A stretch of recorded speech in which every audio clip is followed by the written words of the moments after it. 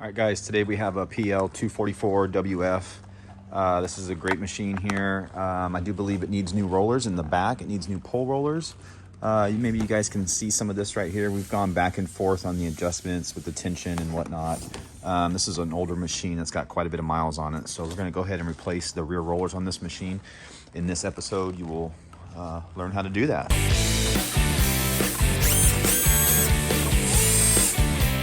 The first thing we're going to do on this machine is remove both side covers. It's pretty simple. It consists of 4 Allen bolts here, and this is the lever that opens and closes your nip rollers.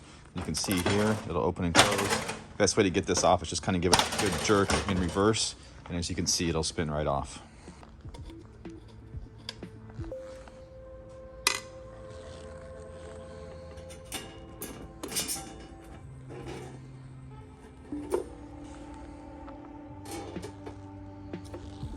All right, guys, next thing we're gonna do is just completely take all the tension off these. Now these right here put pressure on your pull rollers and your front nip rollers, but we're gonna need to remove this bar that goes across here. So you need to remove this, which takes the spring tension off that bar. Help the procedure go a little smoother. All right, guys, we got this side cover off here. And this is the side with the motor on. Obviously it has the chain, so we need to remove this top bar here, which is going to require taking this nut off, and we're going to take this collar off right here too, so we can slide that out, which will allow us to slide this bar out. On top of that, removing this E-clip right here too. So you can take the E-clip out and get this out, and then we're going to get this collar removed and set to the side, and keeping these wires intact so we don't have to do any soldering. Best way to get this nut is just to use a socket driver with a 7/16 socket on it. Get a little extension so you can get out and get it turned. You will need a pair of E-ring pliers for this job. So we're just gonna get in there and get that E-clip out. All right, what I like to do is I like to loosen these set screws right here and push these brush holders back. As you can see, they kind of just spring back. That gets the tension off of these brushes here and allows this sleeve to pull off and go back on a little bit easier. I'd be careful not to lose these. These will most likely pop out right here, and they might just fall down to the bottom here, so just be aware of that. Okay, so we have the set screw. I just turned the roller by hand to get the set screw over here where we could get a grip on it and get the Allen wrench in there and turn it. And so we're just gonna loosen that set screw up. Basically just wanna take this now and kind of slide this out. And like I said, just be wary of those pins and the wires that are on there. You don't have to resolder anything. And we can just kind of set that to the side here. Now that we have this E-clip off, this nut off, pull that little bushing out. And set it up top there, and we have this little coupler out here, this little pickup here, that's just kind of dangling there. So we're almost ready to slide this bar out. The next thing I'm going to do to get it out of the way is to get the chain sprocket removed off here. You'll find little set screws on there. Hopefully you guys can see it right there. So we're just going to take that, loosen that up. Once that's loose, you can see it kind of slides back and forth, and depending on how tight your chain is, you might just be able to slide this all the way off and get rid of it and be done. But it looks like we're going to have to loosen the motor a little bit. So we're just going to slide this motor up, it'll be real easy, and that'll give us slop in the chain so we can take this sprocket and pull it all the way off.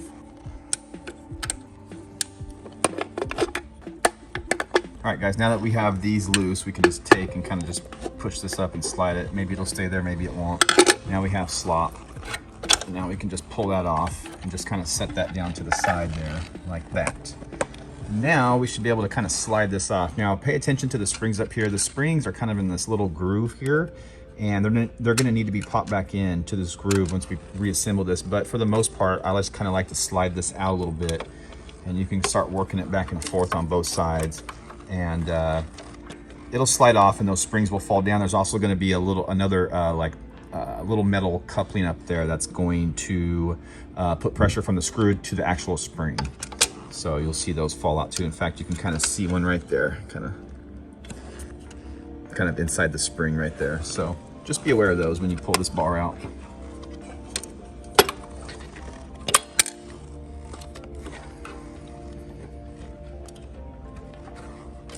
Now look at this spring over here. It's kind of trying to come out, so you can just kind of take that spring and push it to the back side of the bar with your finger. See, now it's just going to fall back behind the bar and make it a little bit easier for this whole bar to come out. And same thing with this one. This one's kind of doing its thing. You can take a screwdriver to kind of help you, and if you want to maybe try to push it back there a little further. Like I said, there's not really, this is the hardest part of this whole job, is these springs and getting them set back in with this bar. Honestly, once you do it a time or two, it's not that hard. I'm just having a little more difficulties doing it one-handed, holding the camera for you guys. So. But yeah, just kind of work both sides and kind of pulling a little bit. That spring came out, and here is this little piece I was telling you guys about. That the bolt will hit the top of this and then go into the spring. So don't forget about those when we put it back together. I just got a little bit more here, and it's basically just a spring hanging it up. Everything else is kind of good. And when we get past this part, we're going to leave it on this axle. There's no reason to go all the way out. And obviously, we can't go that far out because this is still attached here. So.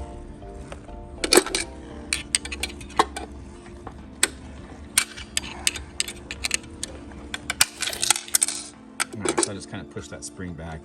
And now this piece is totally loose because there's no spring tension. And I'm just going to kind of set that down like that for this repair, because we're not concerned with the front rollers on this project, but now we have our rear rollers exposed, and we're getting pretty close to pulling these out now. All right, guys, so after removing that bar here, you can see we have this exposed, and there is another E-clip here. So we want to remove that E-clip. So yeah, these E-clips can be a little stubborn sometimes to get out, but just remember too, if you guys have any questions, just post them down in the comments below. I'll get back to them pretty quick. So I know the front rollers, when you purchase front rollers, they come with new E-clips, so you can do something like this and just totally spread them out, which damages the E-clip. But like I said, you typically get new ones.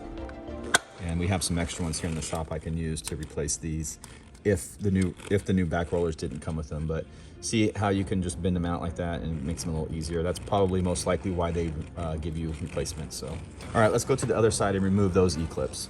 All right, guys, we went to the other side of the machine, which is the relay side, you could say, opposite side of the motor.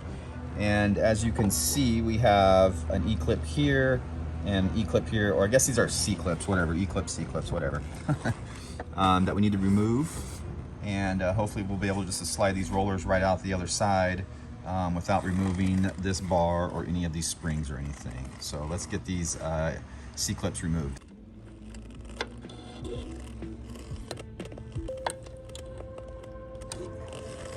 All right, guys, now that we have those C-clips removed, we should be able to slide the rollers out now. We can go ahead and cut the film out of the way to get it out of our way to make things a little bit easier. But basically, I'm going to take these rolls and I'm going to slide them out a little bit this way, enough to get them past this point right here. And then we will pull them out and actually go out that way a little bit with them. So let's give that a shot. Okay, so I went ahead and pulled the bushing out from here. And what you want to do now is just take the top roller and slide it through that keyway or keyhole here and go until this side is all the way past. Then you can just pull this back and hold these. These are a little bit heavy. And then just pull that out that way and you have the first one out. Okay, so I have both of the bushings removed here, and we're gonna just do kind of the same thing here, but with this bottom one, it needs to be lifted up into the hole there. So we're just gonna lift up and slide it out. And then slide it out this way, and there you go, there's the bottom roller. Okay, so here is the new roller, and there's no difference in the top or bottom, but when you put it in, just make sure that the notch goes onto the motor side, because that's where we're gonna be putting our sprocket onto. So same thing as putting them in, just reverse. So we're gonna slide it in this hole here, bring it in, put it in that slot and drop it down. We're gonna grab the top one and do the same thing.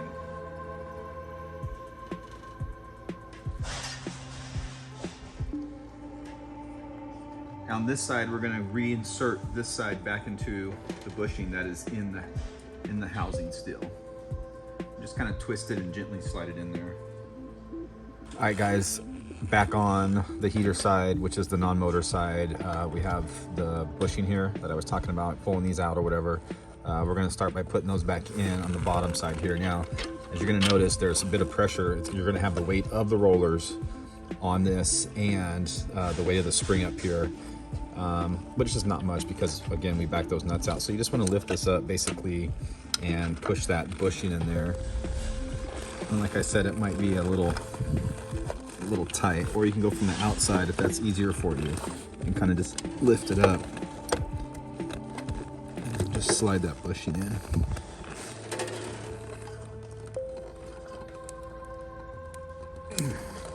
And this machine is a little tight, so we're just going to tap that in a little bit. You'll notice there's two grooves here. We're going to put our E-clip to the end, the furthest one there, and then up here we'll put our E-clip, or sorry, C-clip on the outside one up here. A lot easier putting them on and taking them off. I just kind of like hold them like that, kind of get them up here a little bit, get a little bit of pressure, kind of over the first one. Oh, we missed it.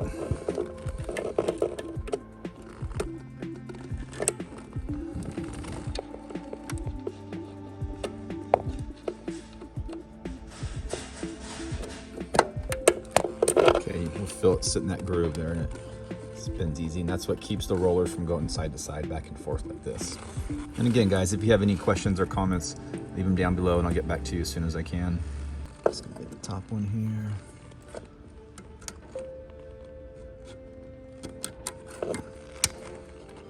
There we go.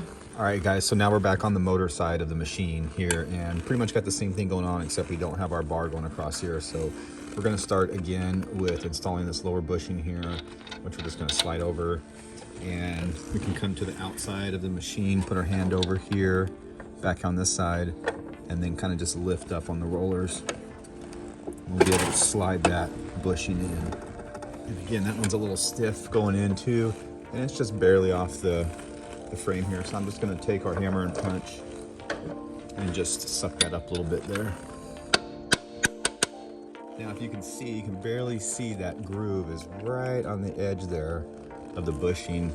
And we can just kind of pull these rollers towards us a little bit, maybe spin them to help you. And make sure you're pulling the slop out of the other side. So you're kind of just pulling the rollers towards you, like this way, towards the camera. And now we have that groove a little more exposed. And that's where we're going to be putting our first C-clip.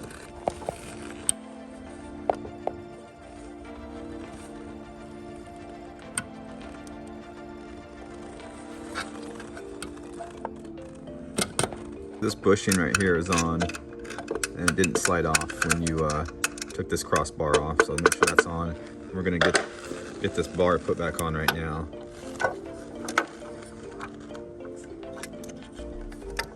So I'm just kind of sliding this, gonna slide it over the back roller, and then that'll kind of push forward. I'm sliding it over the front roller, which you can't really see right now because of the camera angle, but all three of those things will go together. The back roller, the center section here, and then the front roller up here. We're just gonna kind of gently push it on. You don't want to push it all the way up because we're gonna fit the spring back here. So the spring here, you want to make sure that it goes like this in the top, like this, because the screw is gonna hit the top of this right here, this little piece. So I think needle nose pliers work the best, and I kind of like to get it up in there, and then I use a flathead screwdriver to kind of pry it in and out, and you kind of have to do one side at a time.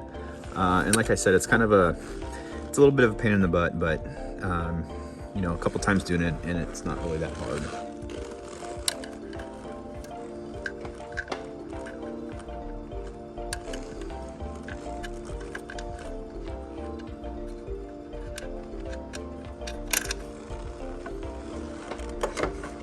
Okay, so I got the spring in there, and then you kind of hold it here with the needle nose and push this in like this, right? Now you're kind of putting pressure on that spring to kind of hold it in place. And then we can come in here with the flathead. And now we're kind of just lifting the spring up and putting it on top of the plate. And at the same time, just kind of push the plate back in there a little bit. And that'll help get the spring on top. And that way it won't lose. So we're barely got the spring on top. Just want to push it in a little bit further here.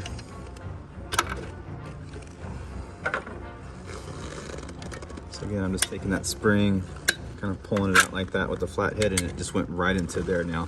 And that's good. And we don't want to push it in any further right now because we want to get the front done first. All right, guys, now we're at the front. I got the spring, and we got this little piece here that we're going to put on top, and we're going to try to get this spring back in there and up in this hole up in there. So like I said, just you can use your fingers if your fingers are small enough. You can use this, you know, needle nose pliers if those work for you.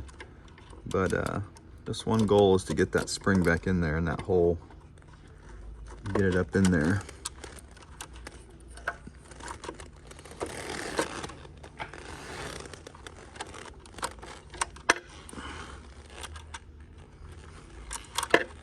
And there we go. Now what we can do is bring our flathead screwdriver here and get in the lowest coil that you can see, and you can see I can push the spring up now like that. And you're just going to kind of lift it up, and you keep your finger, this index finger back here, to hold the spring in case it slips or falls. And basically you're just going to try to pry that spring up into the, see, now I have it higher than the bar, so we're just trying to push this bar in now. Kind of like that. We can get the spring. Now the spring is sitting on the bar. We can go back to the back now, push the back in, kind of just go back and forth with it here and get that set in place. Make sure that your center here is adjusted, and you'll see that just slides right into place and goes all the way back. Take your screwdriver here and kind of fine tune this so it's sitting, there you go, all the way down in there. And there you go. That is the hardest part of this whole repair here. All right, we're gonna put this coupler back on here, you guys, and first thing we want to do is we want to get our brushes put back in. When you put them back in, make sure there's a spring, so there should be spring tension on them like that. And this top one's going to be kind of hard to hold there like that, but just make sure that both the springs in. I can feel both of the springs coming in like that. So, and as you can see, there's a flat spot on top here, so I like to turn it to where I can get an Allen wrench on the set screw. So hopefully you guys can see that flat spot there. And we'll kind of just make sure that the set screw is kind of in the same area as the flat spot. And we want to hold these in while we put this piece on at the same time.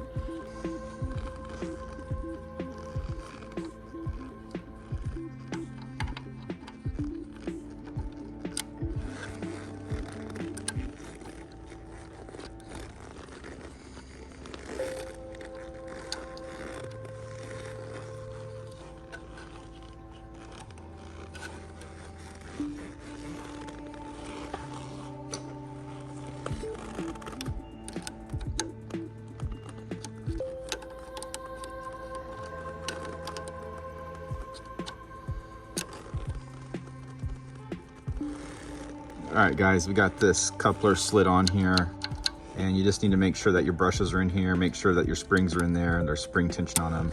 Just push these forward, and while you're holding them forward, just snug that back up, and that way they'll stay in place, and these will be sliding on this, and this is still loose.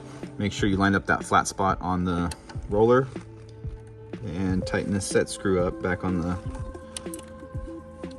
roller. And a good general rule to do is to kind of wiggle this back and forth as you tighten it, and it'll center it up properly. Just make sure that's snug. That's all good. Now this right here, this is a little scraper. So you want to make sure there's some dielectric grease on here, and usually there's some extra dielectric grease here. When you change the front rollers, they actually give you some extra dielectric grease. So we're just going to smear a little grease on here and tilt this back up and tighten this bolt down. All right, guys, now we have this little bushing here. We want to put that back in the center, and if everything is centered up, it should just slide right in. And then we have our lock nut here that we want to snug up there. So I can just feel it stop, then reverse the wrench and back it off just a hair, and that should be good. You want it to, you know, freely move up and down. Okay, the next thing we want to do is we want to put our chain back on, our sprocket. And as you can see, that flat spot's here, that we talked about when we put the rollers on, making sure the flat spot was on the motor side. And so we're just going to slide our sprocket on here. You're going to want to find out where our set screw is there, so you can see it. And get it close in the ballpark. And again, put these on to where, it's got to be backed out a little bit, to where it's easy to access the set screw. And typically I wear rubber gloves when I do this, but I'm out of rubber gloves today, so the hands are getting dirty.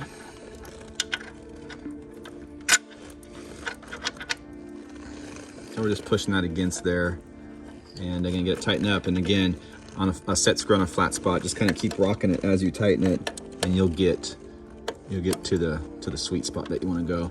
Another thing you guys can do too, if you like, is to put some Loctite on these set screws. You know, if you ever have any problems with them coming loose, it's rare to see them come loose on a flat spot, but some of these don't have flat spots. So yeah, Loctites on the set screws is a good idea. Just put this chain down here, put it around there. This should drop down as it did. And you don't want your chain tight, but you don't want it loose to where it's skipping. So you can see there, that's pretty close. And sometimes when you tighten the motors up, the chain will get a little tighter. So just watch for that. So we're going to tighten up the motor now and pretty much be done with this. We'll be ready for a test.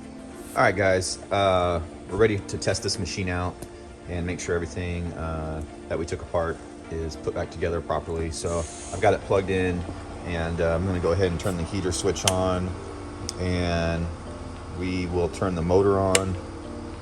And I like to leave the side covers off so we can look inside and see what's going on. There's not much to see over here, but on this side we just want to double check everything, like the chain, make sure the motor's running smoothly, make sure there's a little slop in the chain, that you can see the slop is there, and everything's looking good. So now we can get the side covers put on and get our lever put on, and then we'll put our tension bolts back on and we'll give it a test.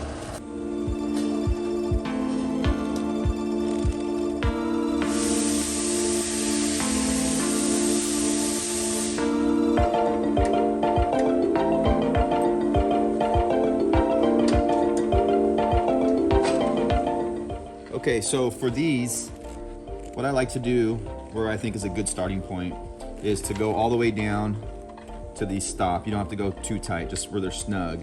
And then we're gonna turn them out 3 turns out. So there's 1, 2, 3. And then we'll do the same thing for the back one. And that should be a good starting point for these machines. All right, we'll get the other side button up now.